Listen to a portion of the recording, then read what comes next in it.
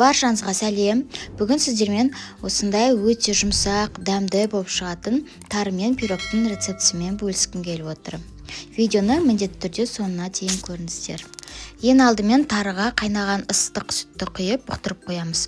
Содан соң қамырын жасаймыз. Бөлме температурасындағы сары майға қантты, жұмыртқаны қосып, барлығын жақсылап араластырамыз.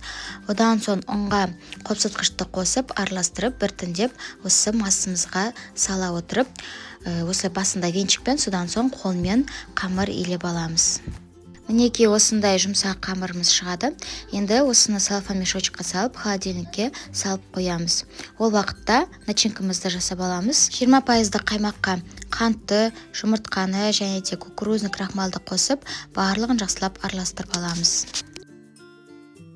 Осындай бір келка масы шыққан соң сгущенканы қосып араластырамыз. Одан соң жаңағы бұқтырған тарымызды қосып араластырамыз. Тарыны қосып жатқан видеом түспей қалыпты. Осы массаға қосып жібереміз. Енді тестімізді формамызға осылай қолмен барлығын жайып шығамыз. Және де шанышқымен осылай тесіктер жасап шығамыз. Начинкамызды құйып, 180 градуста қызып тұрған пеште шамамен 30-35 минут пісіріп аламыз. Мінекей пирогымыз пісті. Піскен соң пирогты біріншіден бөлме температурасында суыта аламыз. Содан соң барып тоңазытқышта шамамен 1-2 сағатқа қатырып алғанымыз жақсы болады. Мінекей видеода көріп тұрғандарыңыздай өте жұмсақ, нәзік болып шығады және де оңай тілінеді. Міндетті түрде жасап көріңіздер. Видео ұнаған болса, лайк басып, комментарий жазып, өзіңізге сақтап қойыңыздар.